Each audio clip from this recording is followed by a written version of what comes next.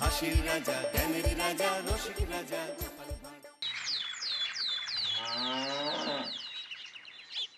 এই যে তোমাকে বাজার থেকে যা যা আনতে বলেছি সব মনে আছে তো? মনে থাকবে কি থাকবে না জানি না, তাই আমি কাগজে একটা ফর্দ বানিয়ে নিয়েছি। গোপাল দাদা, পুটির মায়ের দাঁতের যন্ত্রণাটা আরো বেড়েছে। কাল সারা রাত যন্ত্রণায় ছটফট করেছে। আমাদের বৈদ্যমশাই দাঁতের শল্য চিকিৎসা শিখতেই বাইরে গেছেন, আজকের মধ্যেই আশা করি চলে আসবেন। কিন্তু ও যে আর পারছে না। শোনো, তুমি একটা তুলোর মধ্যে লবঙ্গ তেল দিয়ে পুটির মায়ের যে দাঁতে ব্যথা হচ্ছে তার গোড়ায় রাখো। বৈদ্যমশাই এলে আমি তোমাদের বাড়িতে যেতে বলছি। আচ্ছা গোপাল দাদা। যাই, বাজার থেকে চটপট ঘুরে আসি, এরপর আবার রাজসভায় যেতে হবে।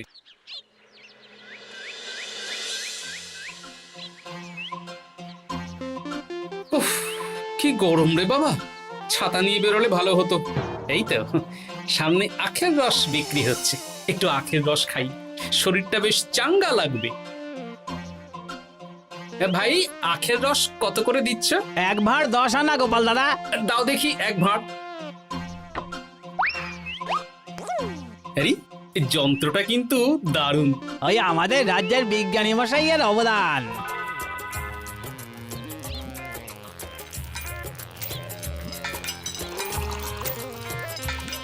এই নাও গোপাল দাদা।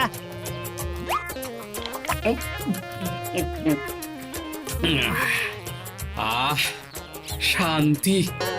এই নাও ভাই, তোমার 10 আনা।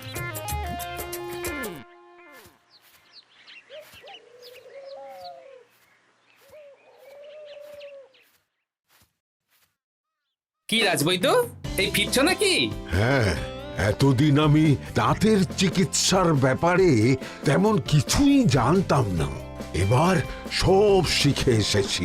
ভালোই করেছো, তুমি একেবারে প্রথম রোগীকে দেখে তারপর রাজসভায় এসো। প্রথম রোগী? পুটির মা গো, কালকে সারা রাত যন্ত্রণায় ঘুমোতে পারেনি। আরে আর বলো না, কদিন আগেই পুঁটির মাকে নিয়ে পুঁটির বাবা আমাদের বাড়িতে এসেছিল। দেখলাম ওই বাড়ির দাঁতে বিস্তর সমস্যা। সেই জন্যে দাঁতের শল্য চিকিৎসা শিখতে চলে গেলে? ঠিক তাই, আমি ব্যথা কমার পথ্য দিয়ে এসেছিলাম। দেখি এবার দাঁতটা তুলেই দিতে হবে। তাহলে তুমিও পুটিদের বাড়িতে যাও, আমি বাড়িতে থলে রেখে আসছি। আজ না হয় দুজনে একটু দেরি করেই রাজসভায় যাব। বেশ বেশ।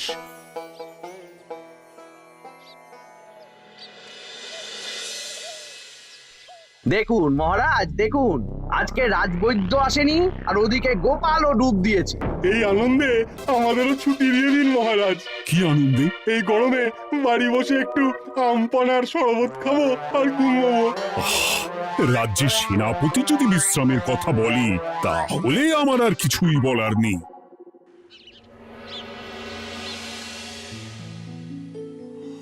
এই তো দাঁতটা পুরো পোকায় খেয়ে নিয়েছিল।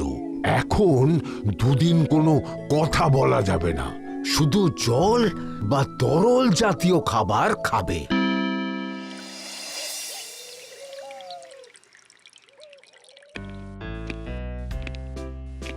ওই তো গোপাল আর রাজবৈদ্য দুজনে একসাথে রাজসভায় ঢুকছে। রাজবৈদ্য মশাই ওনার জীবনের প্রথম শল্য চিকিৎসা করছিলেন, তাই আমিও দেখছিলাম। তা কি রাজবৈদ্য, সফল হয়েছো?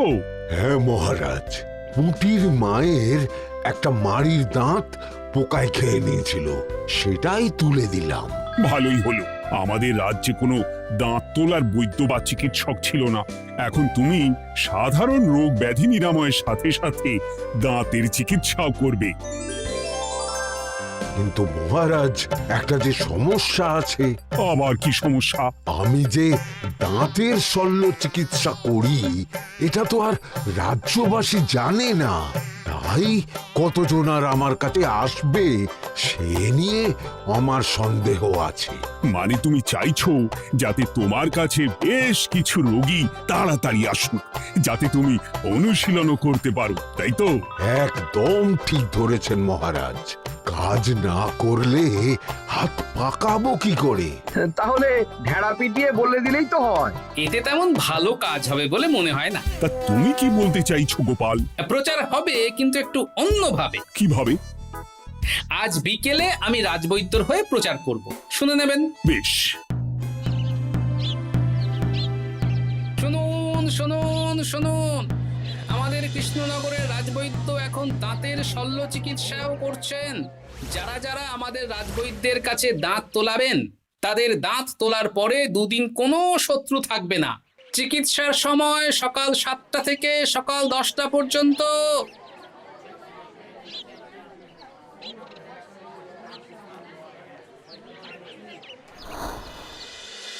এসব তুমি কি উল্টো পাল্টা কথা বলছো গোপাল? উল্টো পাল্টা না, আপনি দেখুন না আপনার বাড়িতে লোকজন আসে কিনা। আর কেউ যদি জিজ্ঞাসা করে যে এই রকম প্রচারের কারণটা কি, তাহলে বলবেন রাজসভায় আমার সাথে কথা বলতে আমি বুঝিয়ে দেব। বেশ।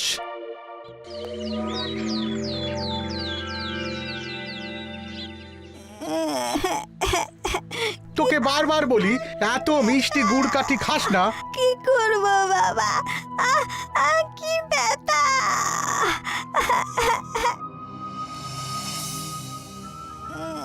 বাড়ি আছেন নাকি বৈদ্যমশাই? হ্যাঁ, আছি আছি। এই আমার ছেলেটার না দাঁতে খুব ব্যথা দুদিন ধরে। দেখছি। তা আপনাকে তো এই রাজ্যে আগে দেখিনি। আমি পাশের রাজ্য থেকে আসছি। শুনলাম আপনার কাছে দাঁতের শল্য চিকিৎসা করালে আগামী দুদিন কোনো শত্রু থাকবে না। ঠিকই শুনেছেন। বেশ, তাহলে বলুন কেন থাকবে না? আগে চিকিৎসাটা করি, তারপর বলছি।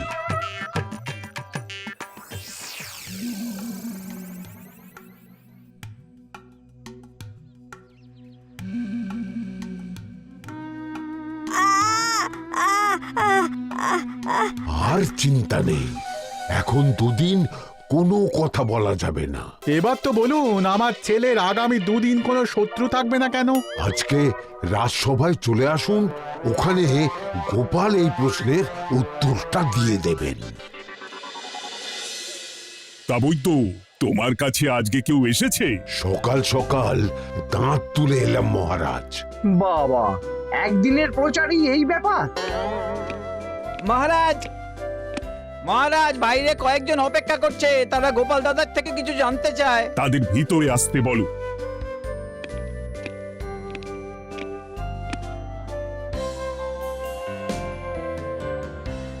আজ আমার ছেলে বৈদ্যমশাইয়ের কাছে একটা দাঁত তুলিয়েছে। আমি জানতে চাই প্রচার অনুযায়ী আমার ছেলের নাকি আগামী দুদিন কোনো শত্রু থাকবে না, সেটা কেন বলা হয়েছে?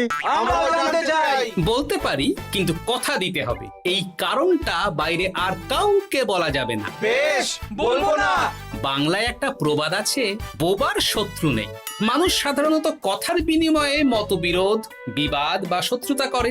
যে ব্যক্তি কথা বলতে পারে না, তাই তার সঙ্গে কথা বলে মতবিরোধ হওয়ার কোনো সুযোগই নেই। মানে যার যার দাঁত তোলা হবে, তারা তো আগামী দুদিন কথা বলতে পারবে না। আর কথা না বললে কোনো বিবাদ হওয়ার ব্যাপার নেই। আর বিবাদ না হলে কারো সাথে শত্রুতাও হবে না। কি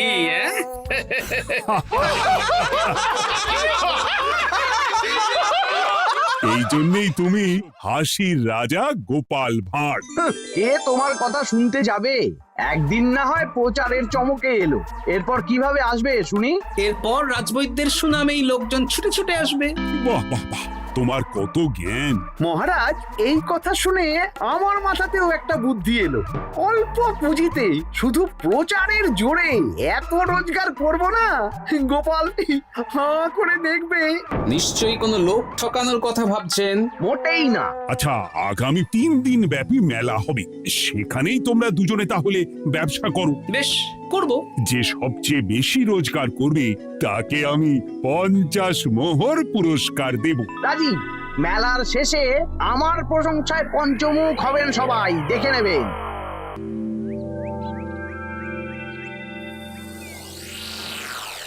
খুব তো বড় মুখ করে বলে এলেন যে ব্যবসা করবেন মেলার মাঠে। তা আপনি কি ব্যবসা করবেন শুনি? ভাগ্য পরীক্ষার দোকান দেব। মানে আমি বিভিন্ন মেলায় দেখেছি যে একটা দোকানে নিচের দিকে হেলানো অবস্থায় একটা পাতলা কাঠের পাটাতন থাকে। সেই পাটাতনের উপরে 1 থেকে 6 অবধি সংখ্যা লেখা থাকে, তাই তো? হ্যাঁ, যারা মেলায় ভাগ্য পরীক্ষা করতে আসবে তাদের ভাপা লোহার 6টা বল দেয়া হবে। যদি ওই 6টা বলই 6 নম্বর লেখা খোপের মধ্যে ঢোকাতে পারে তাহলে প্রথম পুরস্কার পাবে। আমিও ওটারই দোকান দেব, কিন্তু শুধুমাত্র একটাই পুরস্কার থাকবে। 6টা বল 6 নম্বর খোপের মধ্যে ফেলে কেউ যদি 36 করতে পারে তাহলে সে পাবে 100 মোহর উপহার। আরে খেলার জন্য কত মোহর লাগবে? 1 মোহর। আপনি কিন্তু জেনে বুঝে বিপদ ডেকে আনছেন। একজন কেউ ফেলে দিলেই আপনার হাত থেকে 100 মোহর ফসকে যাবে। আরে মেলার ভিড়ে যদি আপনি পুরস্কার না দেন তাহলে জনতার একটা মারও ফসকাবে না। আরে সেই জন্যই তো তোদের পোষা। তোদের মধ্যে যে কোনো একজন ওই কাঠের পাটাতনের নিচে লুকিয়ে থাকবি। যখনই দেখবো কেউ 36 করে ফেলছে আমি গলা ঠাকরাবো আর তোরা কাঠের পাটাতনটা হালকা করে নিচ থেকে নাড়িয়ে দিবি। এটা তো দারুণ বুদ্ধি।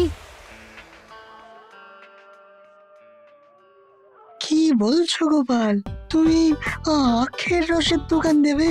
হ্যাঁ, এই গরমে আখের রসের বেশ চাহিদা।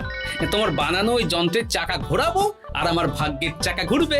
সে ঠিক আছে, আমার কয়েকটা যন্ত্র বানানোই আছে। তুমি না হয় মেলায় ব্যবহার করো 3 দিন। ব্যাস, আর চিন্তা নেই। এবার শুধু জমিয়ে আখের রস বিক্রি করব, সাথে বিভিন্ন মশলা, বরফ আর পাতিলেবুর রস দেব।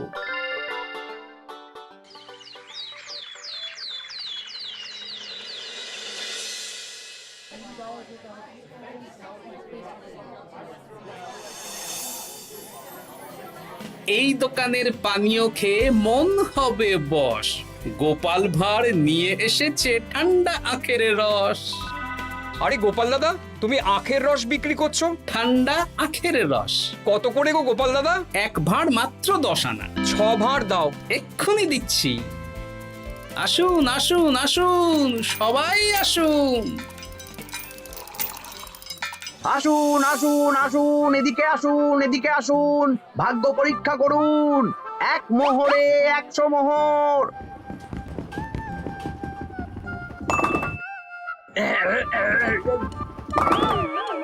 ভাগ্য পরীক্ষা করুন। মন্ত্রী মশাই বলেন কি 1 মোহরে 100?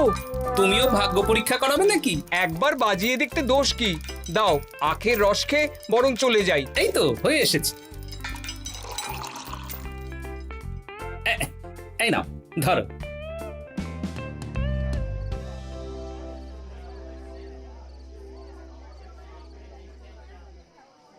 কি মন্ত্রী, ব্যবসা কেমন চলছে? ভালোই। আপনি একবার ভাগ্য পরীক্ষা করে দেখবেন নাকি মহারাজ? না না না, আমি এসবে নেই। জানি আপনার কাছে 100 মোহর নস্যি, তবুও 1 মোহরের বিনিময়ে চেষ্টা করে দেখুন না। আচ্ছা, এত করে বলছো যখন, দেখি। 1 মোহরে 6টা বল। বাবা বাবা বাবা, দেখুন মহারাজ চেষ্টা করে।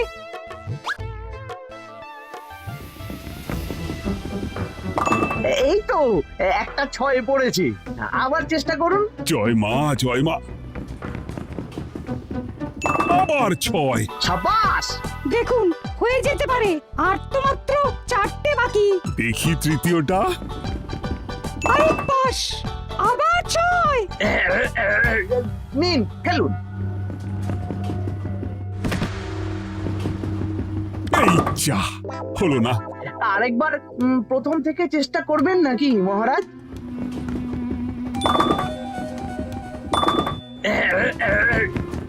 না, এবারেও হলো না। 2 মোহর জলে। অন্য সব জায়গায় বাকি সংখ্যাতেও পুরস্কার থাকে, আপনার এখানে নেই কেন? আমার এখানে ধামাকা পুরস্কার, তাই বাকি আর কিছু রাখিনি। 36 করতে পারলেই 100 মোহর। এই নাও মন্ত্রী, 2 মোহর।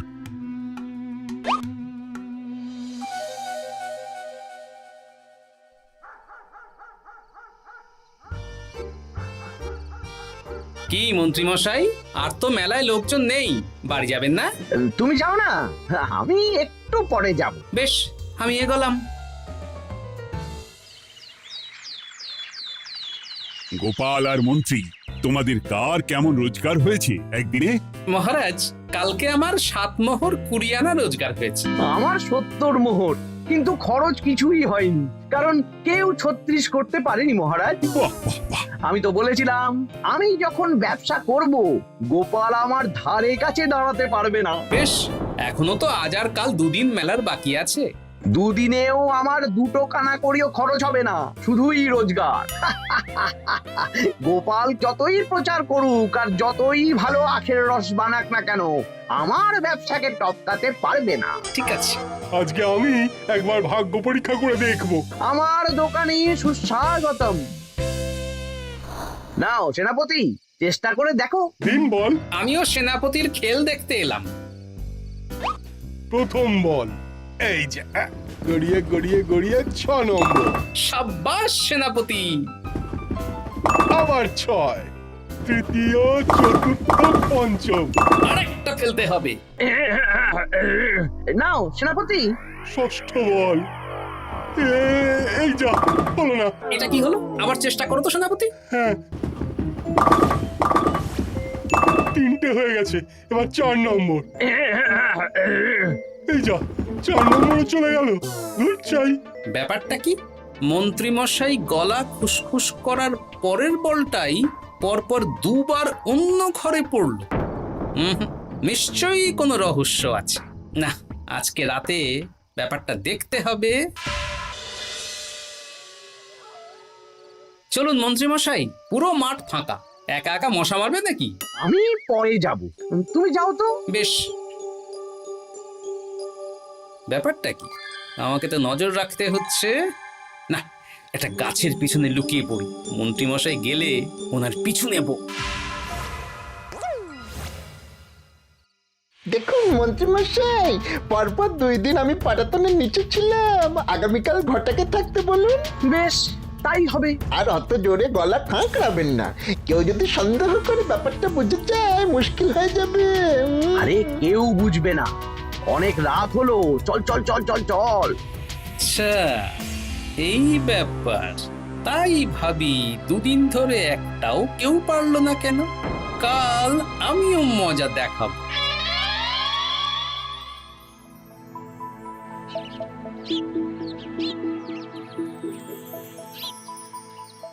বাবা চলে এসেছেন দেখছি।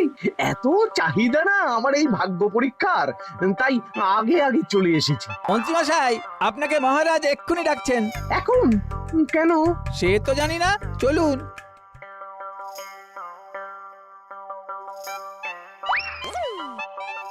এই বেটা ঘটা, এবার বেরো। এ কি গোপাল দাদা, তুমি? হ্যাঁ আমি। খুব চালাক ভেবেছিস না? মন্ত্রী মশাইয়ের খেলা আজকে শেষ। প্রহরী, একে ধরে নিয়ে যাও।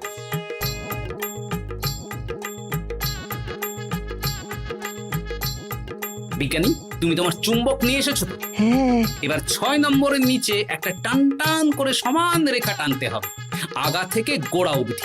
তুমি তো সব সকালে বুঝিয়েই দিয়েছো। দাঁড়াও, দাগটা টেনে নি।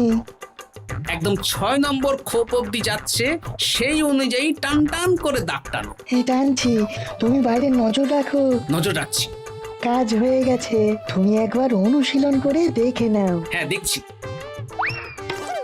শুরু করো। শুরু করছি। একদম পাক্কা আছে। দূর, কেউ ডাকেনি, অকারণে সময় নষ্ট করলো। কতগুলো খদ্দের ফিরে গেছে কে জানে। কি হলো মন্ত্রী মশাই, এত রাগ কিসের? রাগ হবে না, ওরই বেটা আমার সাথে মজা করছিল। বেশ অনেকজন খদ্দের ফিরে গেল, আমার কত ক্ষতি হয়ে গেল। আমি খেলে আপনার ক্ষতিপূরণ দিতে পারি। তুমি খেলবে? হ্যাঁ, ভাগ্য পরীক্ষা করতে দোষ কোথায়? ওই তো বেশ কয়েকজন সভাসদেরা আসছেন, সবার সামনেই খেলবো। তাহলে শুরু করি। হ্যাঁ, শুরু করো। এই বল যা, 6 নম্বরে যা। আরে বাস, গোপালের ফেলাপল তো গড়ালো না, সোজা 6 নম্বরে চলে গেল। এই দেখুন, আবার যাবে। বলকে আমি বলবো, বল কথা শুনবে। এই বল যা তো, 6 নম্বরে যা। আবার 6, আবার 6, আবার 6। কি এটা কি হচ্ছে? যা বল, এটাও 6 নম্বরে যা। আবার 6, 100 মোহর। হ্যাঁ এটা কি করে হলো? দিন মন্ত্রী মশাই, 100 মোহর দিন। ইয়ে না মানে মন্ত্রী দাও বলছি। আমি আবার খেলবো। 6, আবার 6। আবার 100 মোহর। আর নেই। এই ঘটা আর কি করছিসটা কি? ঘটা নেই মন্ত্রীমশাই, আমি আছি। আর আছে আমার চুম্বক। মানে তোমার কারসাজি ধরা পড়ে গেছে মন্ত্রী। গোপাল আমাদের সব বলেছে। হ্যাঁ, আপনি যেমন ছলনা করে ভাগ্য পরীক্ষার ব্যবসা করছিলেন, তেমনি গোপালও ছলনা করে আপনার ব্যবসা উল্টে দিল। তাহলে শেষমেশ কে জিতলো? হাসির রাজা, জ্ঞানীর রাজা, রসিক রাজা গোপাল ভাঁড়। লোকের ভাগ্য পরীক্ষা করছিলাম আর আমারই দুর্ভাগ্য নেমে এলো। হাসির রাজা জ্ঞানের রাজা রসিক রাজা